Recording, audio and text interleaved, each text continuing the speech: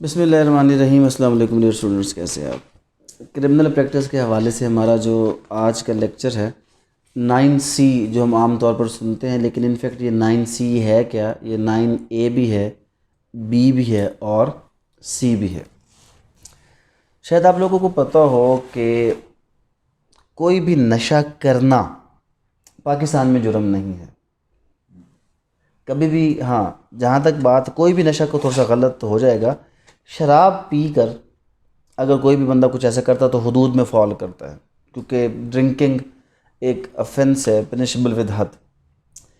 उसके अलावा अगर कोई शख्स, अगर कोई बैठे हैं आपके साथ हजरत, अगर कोई कर ले ऐसा कोई काम, तो क्या ये जुर्म है? ये जुर्म नहीं। नशा करना जुर्म नहीं है। कोई कानून ऐसा नहीं है जिसमें ये हो कि नशा करना जुर्म है।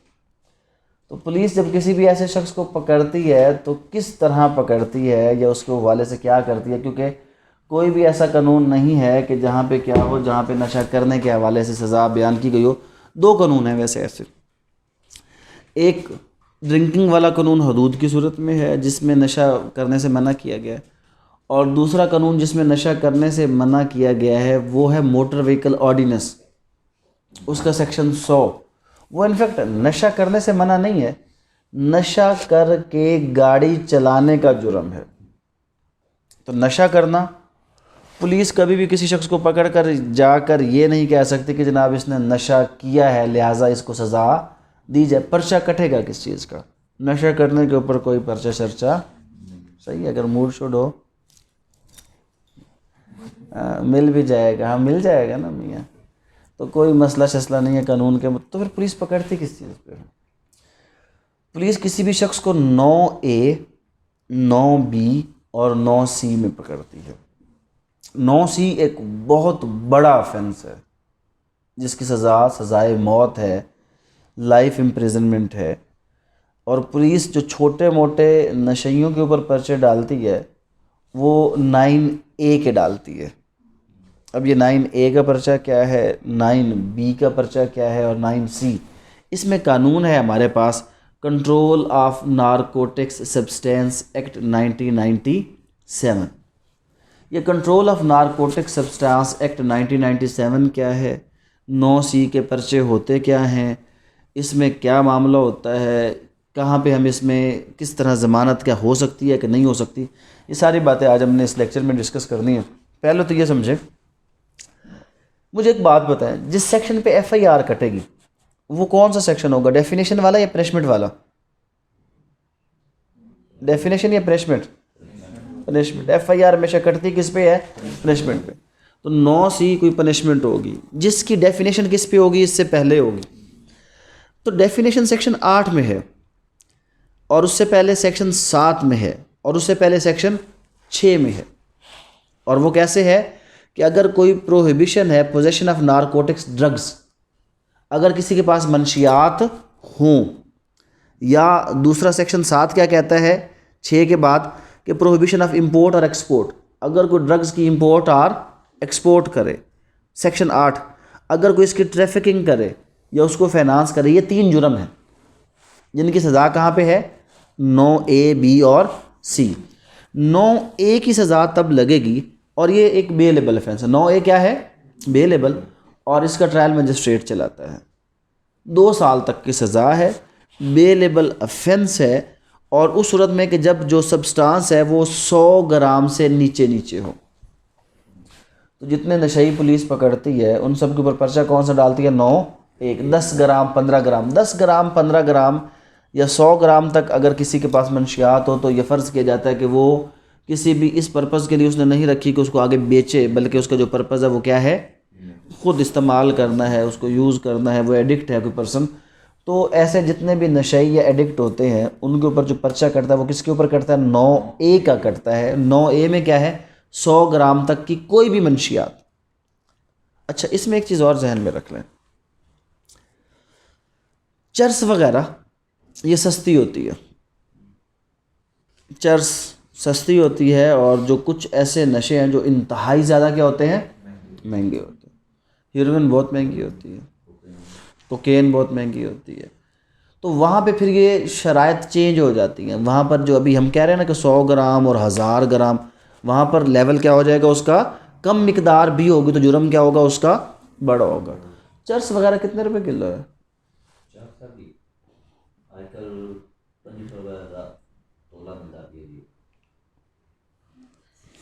हाँ, पर नहीं इतनी महंगी नहीं है चर्स, नहीं पर इतनी महंगी नहीं है। वो बहुत रिफाइन चर्स की आप बात कर रहे होंगे, चर्स इतनी महंगी नहीं है। पुलिस आमतौर पर जब किसी के ऊपर 9C के पर्चे काटती है ना, और अपनी तरफ से जब काटती है तो वो चर्स के काटती है, क्योंकि चर्स पुलिस के पास क्या होती है, बहुत मिकदार में पड़ी होती है। मैंने भी अपनी ज़िंदगी में पहली बार जब चर्स प्रैक्टिकली देखी थी, मैं लॉ स्टूडेंट था, तो किसी मुकदमे में ये साथ ही है थाना इचरे वाला जो थाना है, तो यहाँ पे गया था भाई के साथ, तो पुलिस की बैरक में गया तो उसने ट्रंक खोला तो जनाब वहाँ पे वो शराब की बोतलें और वो चर्स पड़ी हुई। मैंने ज़िंदगी में पहली बार प्रैक्टिकली अगर शराब या चर्स देखी है तो वो, और पुलिस के माल खाने में नहीं देखी, पुलिस की बैरक में देखी जहाँ पर उनकी रिहाइश होती है, मतलब वो ऑफ द रिकॉर्ड जो वहाँ पर उनके पास वो शराब और चर्स पड़ी हुई थी। खैर यहाँ पर क्या है, 9A की थोड़ी सी समझ आ गई। 100 ग्राम तक की अगर मंशियात किसी भी शख्स से बरामद होगी तो 2 साल तक की सज़ा है, और ये एक बेलेबल ऑफेंस है।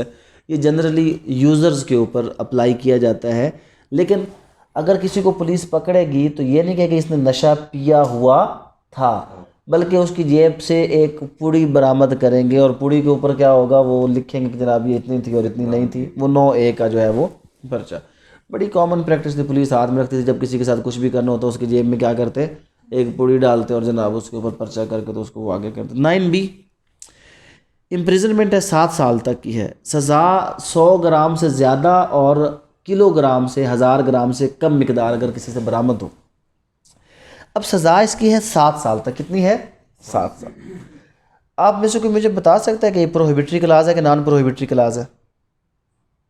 किसी को प्रोहिबिटरी क्लास का पता हो, किसी को नॉन प्रोहिबिटरी क्लास का पता हो, क्या होता है? इतनी बार मैंने बताया है, कौन बताएगा जी prohibitory class non prohibitory class? हाँ, तो कौन सी होती है, किस कानून में लिखी हुई है प्रोहिबिटरी क्लास? कहाँ पे है? 7 साल से ऊपर के जो से वो किधर लिखा हुआ, कितने है कोई? हाँ हाँ, CPC में बिल्कुल ऐसा लिखा हुआ। वाह मेरी बाजी, तेनू डिग्री कहने दी, जिसने इसको डिग्री दी है उस यूनिवर्सिटी का बेड़ा गर्क जाए, इस बारिश में वो डूब जाए यूनिवर्सिटी। और साथ जो है ना ऐसे करो, एक छोटा सा काम करो, ये जो पीछे हमारा लॉन है वहाँ पे पानी ज़्यादा नहीं आ जाए हुआ है, डिग्री की बनाओ कश्ती कागज़ वाली, और उसमें क्या करो पानी में धराओ, और तालियां सब लोगों ने बजानी है कि जो है ना प्रोहिबिशन क्लास कहाँ पे है, CPC।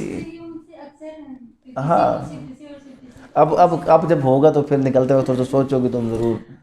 तो इसमें क्या है, इसमें जनाब सेक्शन 497 CRPC ज़मानत का जो सेक्शन है उसमें ये लिखा हुआ है कि अगर कोई भी जुर्म जिसकी सज़ा 10 साल से ज़्यादा हो वहाँ पर कोर्ट ज़मानत नहीं देगा। तो यहाँ पे अगर कोई मंशियात या ड्रग्स के केस में अगर कहीं ज़मानत होती है तो वो सिर्फ 9A और 9B में, 9C में ज़मानत।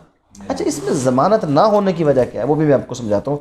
पहले 9C देख लें कि 9C में जो सज़ा है वो कितनी है जनाब। पहले तो सज़ा उसकी बहुत ज़्यादा होगी, डेथ है और इम्प्रिजनमेंट फॉर लाइफ है, और जो क्या होगी imprisonment for life, imprisonment for term which may extend to 14 years and shall also be liable to fine which may be up to 1 million rupees. Quantity कितनी है जनाब? अगर वो क्वांटिटी 1 किलो से ज़्यादा है, और अगर ये क्वांटिटी 10 किलो से ज़्यादा हो गई तो फिर मिनिमम सज़ा लाइफ इम्प्रिजनमेंट होगी। 1 किलो से ज़्यादा है तो 9C तो बन गया, लेकिन अगर 10 किलो से ज़्यादा है तो फिर मिनिमम सज़ा कितनी होगी?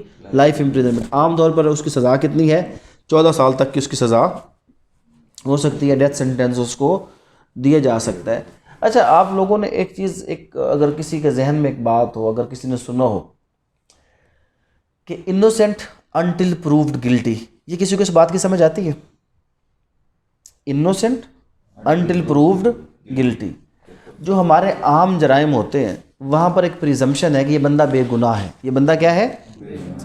जब तक इसको क्या ना साबित किया जाए, गुनाहगार। इस वजह से उसकी ज़मानत होती है, क्योंकि अदालत प्रज्यूम करती है कि ये बंदा क्या है? बेगुनाह है। तो किसी बेगुनाह को आप कभी भी उसमें सज़ा नहीं देते, इसलिए हम कहते हैं कि यार ये बेगुनाह है। ये क्या है? बेगुनाह।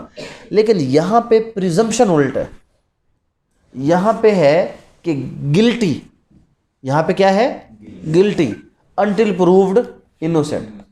9C का मुकदमा और बाकी सारे क्रिमिनल मुकदमे 180 डिग्री ऐसे हैं, उलट है।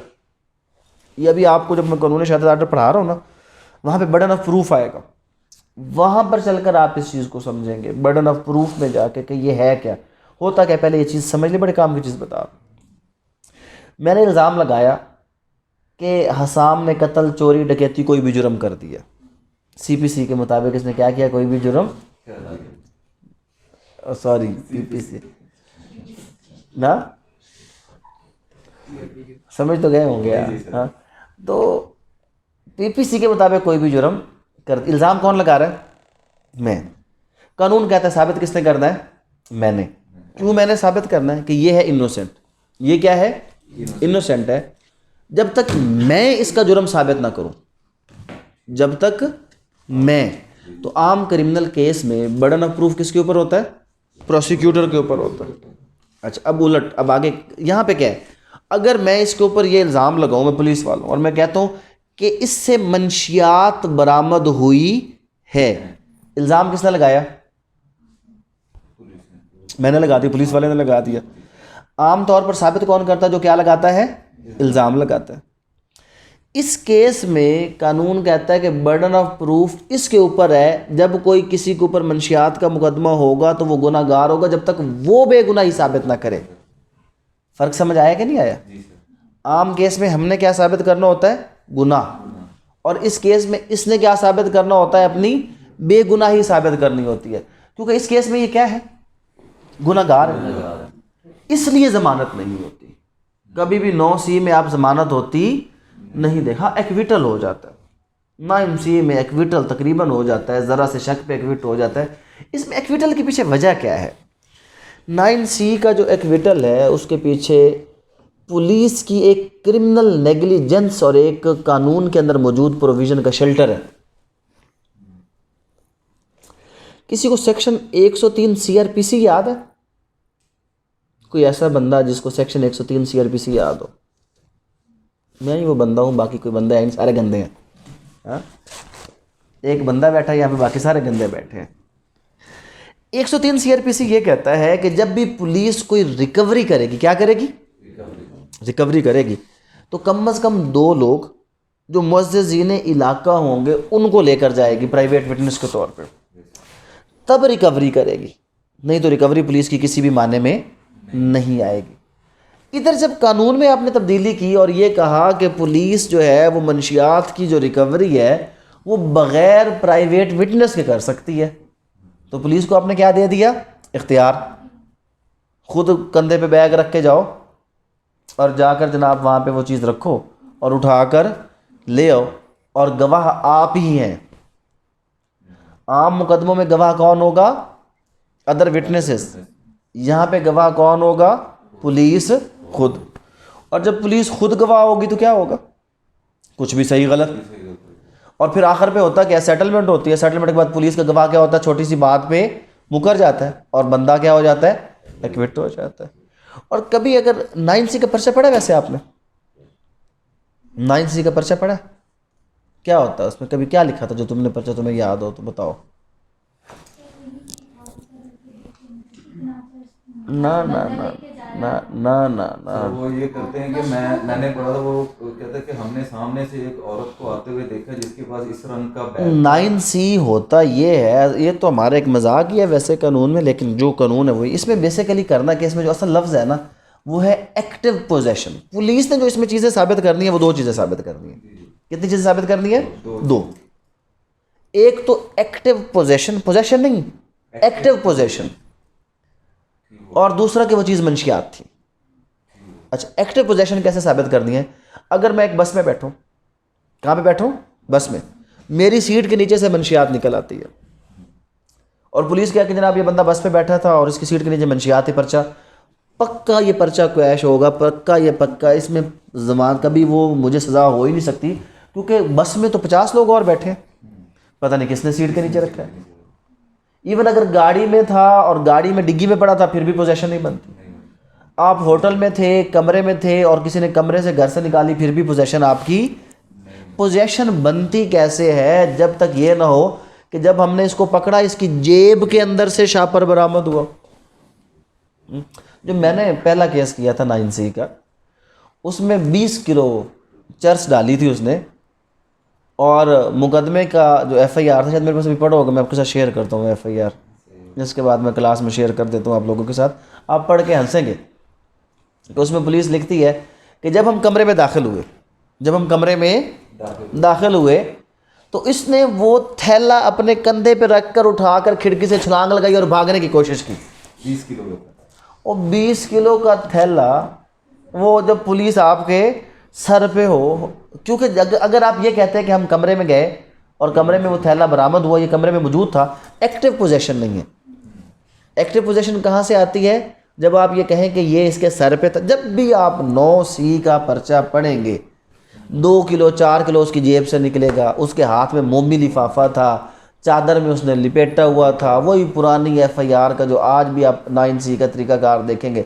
जितनी आप 9C की FIRs देखेंगे सब के अंदर जो मामला होगा वो FIR के अंदर यही सर्कमस्टांसेस होंगे कि इसके हाथ में था, गठड़ी थी, अभी भी गठड़ियाँ। आपने अभी कभी पाकिस्तान में किसी को गठड़ी बांध के वो डंडा उसमें डाल के ऐसे जाकर कभी गुजरते हुए देखा? कभी फिल्मों में, पुरानी फिल्मों के अलावा सुल्तान राय के बाद कभी भी आपने ये चीज़ नहीं देखी होगी। लेकिन FIRों में आपको अभी भी नीले रंग की गठड़ी, मोमी लिफाफा बरंग काला, उसके अंदर आज भी, और जेब से निकलने वाली 2-2 किलो के, पता नहीं वो कौन सी जेब है जिसमें 2 किलो का शापर उसने डाला हुआ। उसने ना बाजू के साथ बाजू के साथ बांधा हुआ है, टांग के साथ बांधा हुआ, मतलब एक्टिव पोजेशन आपने शो करनी होती है। और इस एक्टिव पोजेशन को अगर पुलिस शो ना करे तो हमारी अदालतें पर्चे को मानती नहीं है, इसलिए वो एक्टिव, तो पुलिस ने ये चीज़ आज भी है, अमेंड हो गया, लेकिन जो ये चीज़ें हैं कि एक्टिव, इसमें लफ्ज़ है एक्टिव पोजेशन। एक्टिव पोजेशन का मतलब है कि उसको पता था कि ये मंशियात है, फिर भी उसके पास ये एक्टिव पोजेशन है। इसमें सबसे बड़ा एलिमेंट यही है कि आपने जो पोजेशन साबित करनी है वो कौन सी करनी है, उसकी एक्टिव पोजेशन। और एक्टिव पोजेशन क्या होता है कि नॉलेज के साथ इसने पोजेस किया हुआ था। इसमें जो टेक्निकल बातें हैं, एक तो यही है कि एक्टिव पोजेशन, और दूसरा पुलिस ने जब इसको साबित करना कि ये वाकई मंशियात है तो पुलिस उसमें से क्या करती है, सैंपल लेती है।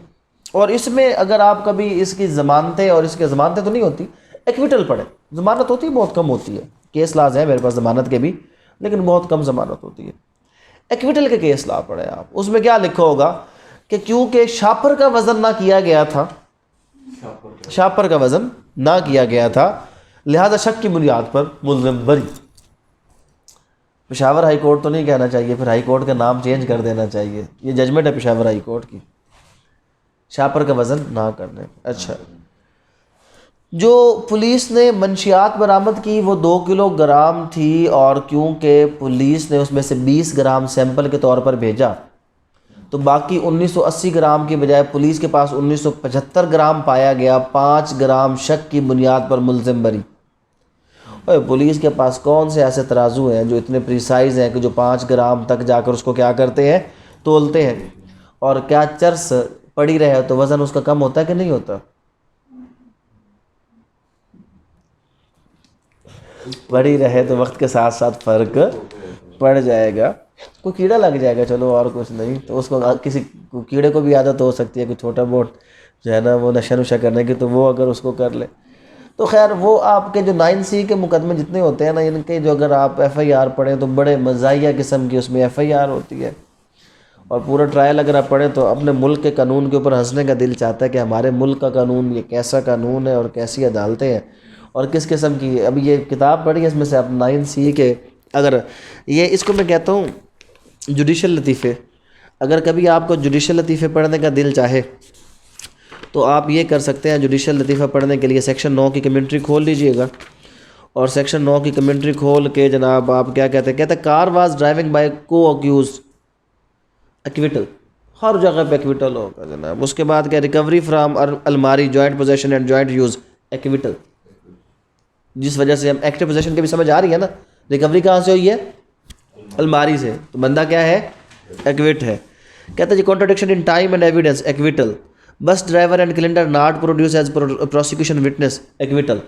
बस से बंदा बरामद और मंशियात बरामद, लेकिन बस ड्राइवर और कंडक्टर नहीं आया तो बंदा एक्विट। उसके बाद है जनाब no evidence of exact quantity, acquittal. Escaped from the place of recovery, acquittal. Charas recovered from secret compartment of truck, acquittal, क्योंकि आप एक्टिव उसमें पोजेशन शो नहीं कर सके। चौकीदार ऑफ गोडाउन, गोदाम का चौकीदार था, अंदर से चर्च बरामद, एक्विटल, एक्टिव पोजेशन शो नहीं हुई। Accused sitting on front seat of truck, पीछे से चर्च बरामद, एक्विटेड। फिर उसके बाद है जी plea of substitution was not, इसमें हो गया। और जहाँ पर भी आप देखेंगे हर जगह पे क्या मिलेगा आपको, लफ्ज़ क्या मिलेगा, एक्विटल। इसमें वो पूरे केस लाज नहीं होंगे, जहाँ पे आपको पूरे केस ला पड़ेंगे तो वहाँ पे आपको इस तरह की बहुत सी चीज़ें मिलेंगी कि जहाँ पर हमारे ऑनरेबल अदालत ने क्या कहा होगा। एक और पढ़ के बता देता हूँ कि जनाब 69 kilogram heroin powder in 2 shopping bags from the boots of their respective car, accused was in jail for almost 3 years, delay in conclusion of trial, medical granted. तो बेल ग्राउंड, ये सर्टन केसेस में bail वैसे grant होती है, आमतौर पर bell जो है वो ग्रांट नहीं होती। Non examination of the investigating officer in such like cases would be fatal और material prejudice to the accused, acquittal. जिसने वो FIR काटी थी वो नहीं है तो तब भी क्या हुआ, एक्विट। हर जगह पे आप देखेंगे तो क्या होगा, एक्विट होगा।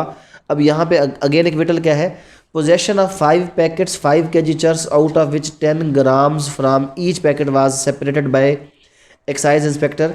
Record transpired that in 1 packet there were 1 big piece and 3 small pieces, yet no part of the small pieces were sent for chemical analysis. No evidence of safe custody of sample and recovered substance. No malkhana entry was produced and the keeper of the malkhana was not examined, acquittal। कि जी वो आपने कहा है कि इसमें 5 kilo थे, तो 5 kilo के अगर अलग अलग पैकेट हो ना, हर पैकेट से क्या जाना होता है, सैंपल। वो कहते हैं एक पैकेट से सैंपल नहीं गया था, बंदा एक्विटेड। इतनी किसी ज़रा सी बात के ऊपर क्या होगा जनाब, ये बंदा क्या हो जाएगा। अब यहाँ पे देखो 25 पैकेट ऑफ पुख्ता cheers, each packet weighing 1 kg, each packet containing 13 slabs, 25 samples from 25 packets were transmitted and not 325 samples from all of the slabs were forwarded to the chemical analyst report. Quantity of narcotics from 25 kilo to 125 gram are at the most 77 gram in 1 slab out of 13 slabs in 1 packet of the kilogram. Total 1925 kilogram, making the case of appellant of lesser punishment, life imprisonment was reduced. जमा तफरीक देखो जनाब आप अदालतों की। कहता है कि जी 25 kilo cheers बरामद हुई है, 25 पैकेट थे। कितने पैकेट थे, 25। हर पैकेट में 13 स्लैब्स थी, वो उसके पीस बने थे छोटे छोटे। कहता है कि हर पैकेट में से हर स्लैब का सैंपल जाना चाहिए था। कितना सैंपल जाना चाहिए था, हर स्लैब का सैंपल जाना चाहिए था। क्योंकि वो हर स्लैब का सैंपल नहीं गया, हर पैकेट में से कितना सैंपल गया, 1। लिहाजा उसने कहा कि वो किलो नहीं काउंट होगी, किलो का 13वां हिस्सा काउंट होगी। और 25 किलो को कम करके अदालत ने क्या कर दिया, 2 किलो करके उसके ऊपर सज़ा को क्या कर दिया, क्योंकि 10 साल से ऊपर 10 किलो से ऊपर सज़ा क्या थी, ज़्यादा थी ना। और भाई जब सारा कुछ साबित होगा कि चर्च इसी से बरामद हुई है तो और अब अगली बात है, अगर पुलिस ने सैंपल सही नहीं भेजा तो उसको लटका दो, जिसकी वजह से एक गुनहगार बच रहा है। होना तो ये चाहिए जैसे एंटी टेररिज्म एक्ट है, अगर डिफेक्टिव इन्वेस्टिगेशन पुलिस करती है तो उसमें पुलिस को क्या किया जाता है, सज़ा दी हुई नहीं है आज तक, की जा सकती है। तो यहाँ पे भी आप ऐसा देखें कि अगर कोई एंटी नारकोटिक्स में सही तरीके से काम ना करे तो उसको आप प्रॉपर तरीके से क्या करें, सज़ा दे। लेकिन कोई ऐसा सीन सून तो ये अगर लतीफ़े पढ़ने हो आपने, अदालती लतीफ़े, तो 9C की जजमेंट्स पढ़ेंगे तो ये बहुत से आपको अदालती लतीफ़े नजर आएंगे। जी ये जिस हिसाब से आपने बताया इसी से 325 सैंपल बनते हैं, तो वही उसने कहा ना कि 325 सैंपल होने चाहिए थे, 5-5 ग्राम के सैंपल बनने चाहिए थे ना सर। अगर 325 सैंपल निकलते फिर उन्होंने कहना था कि जी सैंपल में इतने निकल गए तो फिर पीछे इतनी बच गई। ये इसमें हर जगह पर अगर आप देखेंगे तो जितने भी आपको 9C के नज़र आएंगे उसमें यही होगा कि जनाब कहीं शापर का वज़न होगा और कहीं पे क्या होगा, Recovery of 80 packets of chips weighing 80 kg and 40 gram opium was recovered. Samples from each packet life imprisonment. ये तो सज़ा हो गई, उसमें सैंपल सब पैकेट से लिया था. Difference in type and weight of narcotics in FSL and recovery memo. Acquittal. जहाँ पर ज़रा सा भी शक आया, बंदा क्या है, एक्विट. इसमें ज़मानतें नहीं होती. अब इसके हवाले से जो मैं आपको बता रहा था रिकवरी वाला मामला, सबसे पहले इसका रिकवरी वाला जो मामला है, सेक्शन 25 पे आप चले जाएं. इसके सेक्शन 25 जब आप खोल के देखेंगे तो सेक्शन 25 क्या बता रहा है. सेक्शन 25 ये कहता है जनाब कि the provision of code of criminal procedure except those of section 103. Except those of section 103 क्या है, 103 क्या है, अभी मैंने बताया कि जब भी रिकवरी होगी 2 गवाह होंगे. तो वो कहता है कि जो आपका सर्च होगा इस कानून के तहत, उस सर्च के अंदर आपको ज़रूरत नहीं है कि आप किसको लेकर जाए, प्राइवेट विटनेस को लेकर, क्योंकि 103 एप्लीकेबल नहीं है. तो प्राइवेट विटनेस का वहाँ पर होना ज़रूरी नहीं है. अगर 103 एप्लीकेबल नहीं है तो प्राइवेट विटनेस का वहाँ पर होना ज़रूरी नहीं है. ये सबसे बड़ी वजह है कि जिसकी वजह से क्या होता है कि पुलिस जब भी वो रिकवरी करती है खुद ही गवाह बन जाती है और बाद में खुद ही मुकर जाती है और मामला ख़त्म हो जाता है. अच्छा, इसमें अगली जो बात मैंने आपको बताई है प्रिजम्पशन की, क्या है प्रिजम्पशन. जो मैंने आपको क्या कहा कि आम जराइम में साबित कौन करता है, प्रोसिक्यूटर, और नारकोटिक्स में कौन करेगा अपनी बेगुनाही साबित, वो बंदा. वजह सेक्शन 29. कौन सा सेक्शन 29 क्या कहते हैं, in trials under this act it may be presumed unless and until the contrary is proved that the accused has committed an offence. क्या प्रिज्यूम किया जाएगा, accused has committed the offence, मतलब वो गुनाहगार है जब तक वो अपनी बेगुनाही साबित ना कर दे. उलट है बर्डन ऑफ प्रूफ. आम तौर पर वो क्या होता है, इनोसेंट जब तक प्रोसिक्यूटर उसका गुनाह न साबित करे, और नारकोटिक्स में वो क्या है, गुनहगार है जब तक वो अपनी बेगुनाही साबित. पुलिस ने उसका गुनाह साबित नहीं करना, सिर्फ साबित करना है कि एक्टिव पोजेशन, और जो चीज़ उसकी पोजेशन से मिली वो क्या थी, नारकोटिक्स. 2 चीज़ें ये साबित करनी है. उस शख्स ने आगे बताना है कि वो बेगुनाह है, तो किस तरह वो बेगुनाह. Any narcotics drug psychotropic substance or control substance जिससे भी निकलेगा तो वो बंदा साबित करेगा कि वो क्या है, वो बेगुनाह है. अब यही चीज़ एक केस लॉ में लिखी हुई है. It is the primary duty of the prosecution to prove its case beyond reasonable doubt and its burden is not shifted under presumption contained in section 29 of the narcotics. कहते हैं पहली जो चीज़ है वो पुलिस ने साबित करनी है, और वो क्या साबित करना है, एक्टिव पोजेशन और नारकोटिक्स. बाकी सारी बेगुनाहियाँ किसने साबित करनी है, मुल्ज़िम ने. तो यहाँ पे 9C के केसेस में पाकिस्तान में एक्विटल की रेशो 90% से ज़्यादा है. रीज़न क्या है, ज़रा सा शक और बंदा एक्विट, सैंपल ये हो गया वो हो गया. और प्रैक्टिकली 9C के केसेस अगर आपके ख़िलाफ़ कभी हो जाते हैं तो प्रैक्टिकली मूव कैसे करते हैं हमारी अदालतों में, कभी आ ही जाता है 9C का केस. 9C के आधे केसेस तो थानों में हल होते हैं कि वहीं पे मामला ख़त्म हो जाता है, FIR कमज़ोर कर दी जाती है, मामला क्लोज हो जाता है. अगला स्टेप ये है कि FSL को अप्रोच कर लें. वो भी अप्रोच होता है पाकिस्तान में, फोरेंसिक साइंस लेबॉर्ट्री. रिपोर्ट आ जाती है, क्या रिपोर्ट आ जाती है, ये शहद था. पहुंच गए ना आप लोग. ये क्या था, शहद था यार. Chief justice of Pakistan, chief justice of Pakistan वो जाके रिकवर कर रहा है. वीडियो मौजूद है कि ये शराब है, और लेबॉर्ट्री उसको क्या कर देती है, शहद कर देती है. और जैतून का तेल भी था मेरे ख्याल में, एक में जैतून का तेल था और एक में क्या था, शहद था. तो ऐसा चीफ जस्टिस पहले आपने क्यों नहीं पकड़ा कि जनाब ज़रा आप आए कि आप, अगर उसने शहद को शराब समझा तो क्यों इतनी बड़ी बात कर दी, और उसी वक्त उसको रिकवर करके साथ ले जाकर उसको वहाँ से क्यों नहीं उसकी फोरेंसिक करवाई. सिंध में जिसकी हुकूमत है उसके ज़रिए से आप उसको क्या करवाते हैं, फोरेंसिक करवाते हैं. तो ये हमारे मुल्क की अदलिया है जहाँ पे चीफ जस्टिस साहब जाते हैं, शराब रिकवर करते हैं और वो क्या बन जाती है, शहद. तो अब इस बेस पर अगर हम कहें कि दूसरा ऑप्शन आपके पास क्या है, फोरेंसिक साइंस लेबॉर्ट्री, कि जिसमें जो भंग शंग होगी वो साग बन जाएगा, जो चर्स होगी वो कोई और ऐसी चीज़, काला साबन बर्तन धोने वाला, हाँ वो था। और पुलिस को क्या था, पुराने दौर में काले साबन आते थे, देखे ना कि बर्तन धोने वाले, तो उसकी भी जो बड़ी बड़ी स्लैब्स होती थी वो ऐसी ही होती हैं जैसे चर्च की स्लैब्स होती हैं। कुछ भी आप उसको कन्वर्ट कर सकते हैं अगर एफएसएल उसको क्या करे, रिपोर्ट कर दे। तो दूसरा हल है एफएसएल, तीसरा हल है इसमें आप अदालत। लेकिन एक चीज़ मैंने अपनी ज़िंदगी में नोट की है, और वो जो चीज़ मैंने अपनी ज़िंदगी में नोट किया है वो बेसिकली क्या नोट किया है कि जो वकला हजरात बड़े एक्टिवली अपनी ज़िंदगी में 9C के केसेस के अंदर इन्वॉल्व नज़र आए, उसमें लोगों को एक्विट करवाते नज़र आए हर सही और गलत तरीके से, मैंने अपनी ज़िंदगी में उनमें से कुछ लोगों को रोते हुए देखा कि जब उनकी औलाद में 9C यानी कि मनशियात के आदि अफराद आए। ये अल्लाह का एक सिस्टम है, ये अल्लाह की कुछ हदें हैं, जब आप क्रॉस करते हैं तो उसके ऊपर बदले में आपके साथ वैसा ही कुछ होता है। तो यहाँ पर मैंने उन लोगों को रोते हुए देखा कि जब सारी ज़िंदगी उन्होंने मनशियात फ़रोशों को वहाँ से, मेरे पास जब अगर कोई केस आता है इस हवाले से तो मैं सबसे पहले देखता हूँ कि अगर वो मनशियात फ़रोश है फिर उसको बचना।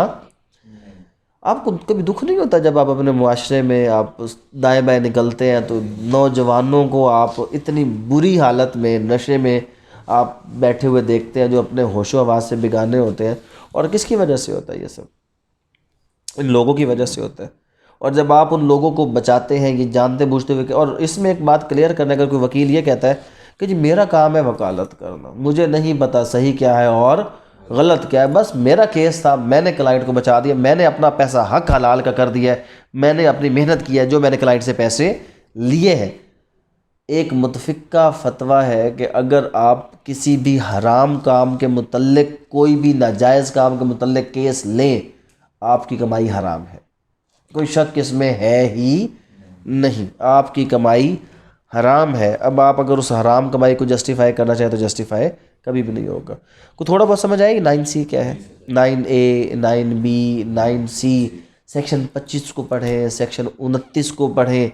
सेक्शन 29 आपको प्रिजम्पशन के बारे में बताता है, 25 इसमें, और बेल यहाँ पे मना किया हुआ है जहाँ तक बेल है ना। इसमें आप देखें तो एक सेक्शन होगा जहाँ पे बेल के हवाले से मना किया होगा कि जो आपके 9C के केसेस हैं यहाँ पे नॉर्मली जो है वो ज़मानत है वो ग्रांट नहीं की जाएगी। इधर इसके अंदर ही प्रोहिबिट किया गया है कि जितने भी ऐसे मामले हैं वहाँ पर जो ज़मानत शमानत है उसको ग्रांट करने से रोका जाएगा। ज़मानत वगैरह ग्रांट, इसमें आप सेक्शन पढ़ेंगे तो वहाँ पे आपको मिल जाएगा सेक्शन कि जो बेल है उसको क्या किया है, उसको आपने जो है वो कम से कम रखना है, और बेल वगैरह यहाँ पर आपने ग्रांट नहीं करनी।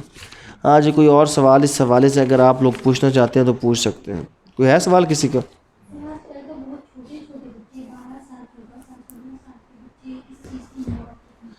तो वही चीज़ है ना, इसलिए कि हम लोग इस चीज़ को भी, और इसमें एक चीज़ जहन में रखें,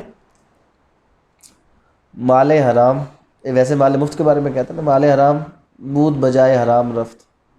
हराम का जो माल है ना वो हराम की तरफ जाता है। हराम की जो कमाई आप अपनी औलाद को खिलाते हैं ना, वो औलाद कभी भी, हराम दो किस्म का होता है।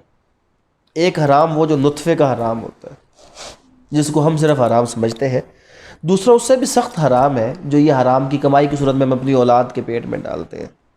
अफेक्ट दोनों का सेम होता है। तो वो जो हराम आप अपने औलाद के पेट में डाल देते हैं वो हराम इसी सूरतों में निकलता है कि जब हम औलाद को देखते हैं कि वो औलाद नशे में अगर है तो आप उस के वालिद की कमाई के ऊपर ज़रा नज़र कर लीजिएगा, वालिद की कमाई में कहीं आपको खोट नज़र आएगा जिसकी औलाद आपको ऐसी बनती नज़र आएगी। वो एक छोटी सी बात क्लियर कर लें, control of narcotic substance act special है, लेकिन जुवेनाइल जस्टिस सिस्टम एक्ट 2018 ये कहता है कि जुवेनाइल इवन कोई ऐसा काम करे जो ATA में फॉल करता है, एंटी टेररिज्म एक्ट 7 ATA, चाहे जो भी है, जुवेनाइल का जो मुकदमा होगा वो जुवेनाइल कोर्ट ही सुनेगा। तो चाहे जुवेनाइल पे PPC का मुकदमा है, चाहे जुवेनाइल पे control of narcotic substance act का मुकदमा है, चाहे उस पर एंटी टेररिज्म एक्ट का मुकदमा है, अगर वो सज़ा वो जुर्म जुवेनाइल करेगा तो मुकदमा उसका जुवेनाइल कोर्ट में चलेगा, उसका मुकदमा कहीं और नहीं चलेगा। अगर जुवेनाइल, जी कोर्ट्स ना हो तो कोर्ट्स होते हैं, कोर्ट्स में फिर अगर वो ना हो तो किसी कोर्ट को फंक्शन इंटरेस्ट कर दिया जाता है। फिर वो कोर्ट क्या करता है, होता आम अदालत वही है, लेकिन वो जो रिलैक्सेशन देते हैं और जो ट्रायल चलाते हैं वो जुवेनाइल जस्टिस सिस्टम एक्ट के मुताबिक चलाते हैं। प्रॉपर अलग से जेलें नहीं है, बोस्टल हाउसेज होने चाहिए, रिफॉर्मेटरी होनी चाहिए, लेकिन वो नहीं है। लेकिन उसके हल के तौर पे क्या है, उसके हल के तौर पर यह है कि जेलों के अंदर बच्चा वार्ड बनाए गए हैं जहाँ पर बच्चों को थोड़ा सा अलग करके आम कैदियों से रखा जाता है। और फिर कुछ ऐसा है कि जो आपके नॉर्मल अदालतें हैं, अदालतों में किसी एक अदालत का थोड़ा सा कलर शलर चेंज करके, थोड़ा सा उसका माहौल चेंज करके उसको चिल्ड्रन कोर्ट का नाम दे दिया जाता है। तो मुख्तलिफ जगह पर कभी चिल्ड्रन कोर्ट, वो थोड़ा सा कलरफुल माहौल हो जाता है, कटहरे शटहरे हटा दिए जाते हैं, एक ऐसा नॉर्मल सा माहौल होता है कि बच्चे के जहन में कोई बुरा इंपैक्ट ना पड़े, तो वो जुवेनाइल कोर्ट की तरफ चले जाते हैं। तो यहाँ पे अगर 9ABC के हवाले से कोई सवाल है तो आप लोग पूछ लीजिए, नहीं तो जनाब हम इसको क्लोज़ करते हैं टॉपिक को। ठीक है जनाब, कोई सवाल नहीं आपका? चलिए ठीक है जी, थैंक यू वेरी मच। और